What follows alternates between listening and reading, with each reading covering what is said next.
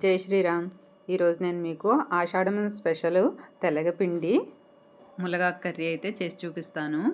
ఆషాఢం చివరిలో చూపిస్తున్నాం. మేము కూడా ఈరోజే వండుకున్నాం అన్నమాట. దానికోసం నేను ఒక 100 గ్రాములు అయితే తెలగపిండి తీసుకున్నాను. 15 రూపాయలు ఉంటుంది, చాలా తక్కువ, ప్రతి షాపుల్లోనూ దొరుకుతుంది. అదే ములగాకు 2 గుప్పిళ్ళు అయితే తీసుకున్నాను. ఇప్పుడు మరి ప్రాసెస్లోకి వెళ్దామా. స్టవ్ పైన ఒక పాన్ పెట్టుకొని 2 టేబుల్ స్పూన్ల ఆయిల్ వేసుకున్నాను. అందులో తాలింపులు జీలకర్ర, ఆవాలు, శనగపప్పు, మినపప్పు, కరివేపాకు, పచ్చిమిర్చి, ఎండుమిర్చి వేసుకొని వేయించుకున్నాను. వేపుకున్నాక అందులో ఒక ఆనియన్ అయితే ఇలా పొడవుగా కట్ చేసుకొని వేసుకున్నాను.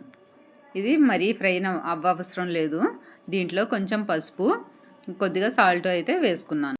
ఆనియన్స్ ఫ్రై అయిన తర్వాత అందులో 2 గుప్పిళ్ళ ములగాకు అయితే శుభ్రంగా కడుక్కొని వేసేసాను.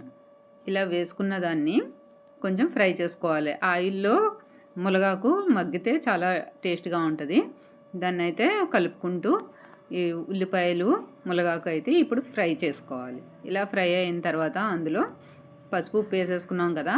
కారం అయితే తక్కువ వేసాను, ఎందుకంటే ఎండుమిర్చి వేసాను, అందులో పచ్చిమిర్చి కూడా ఎక్కువ వేసాను కాబట్టి కారం కొంచెం తక్కువ వేసుకున్నాను. ఒక హాఫ్ టేబుల్ స్పూన్ వేసుకున్నాను.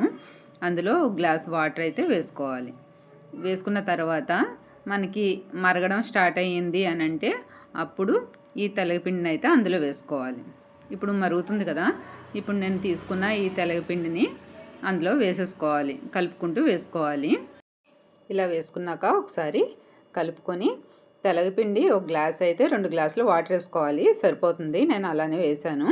వేసుకున్నాక మంట సిమ్లో పెట్టేసుకొని మూత పెట్టుకొని అలా దగ్గరగా మగ్గనివ్వాలి. ఇలా నీరంతా ఇంకింది కదా, ఇప్పుడు కలుపుకోవాలి. తెలగపిండికి ఇంకా నీరు ఉంటుంది. ఇలానే సిమ్లో పెట్టుకొని దగ్గరగా కలుపుకుంటూ ఫ్రై చేసుకున్నామంటే ఎంతో టేస్ట్గా ఉంటుంది. ఒకసారి ట్రై చేయండి. నేను వెల్లుల్లిపాయలు మర్చిపోయాను. ఇలాగా వెల్లుల్లి రబ్బలు అయితే తీసుకొని ఫస్టే మనం తాలింపులు వేసుకున్నప్పుడు వేసుకోవాలి. నేను మర్చిపోయాను అనేసి తర్వాత ఫ్రై చేసి వేసాను అనమాట. చూసారు కదా తెలగపిండి కర్రీ ఎంత బాగుందో. మీకు నచ్చితే కనుక లైక్ చేయండి, షేర్ చేయండి, సబ్స్క్రైబ్ చేసుకోవడం మాత్రం మర్చిపోకండి.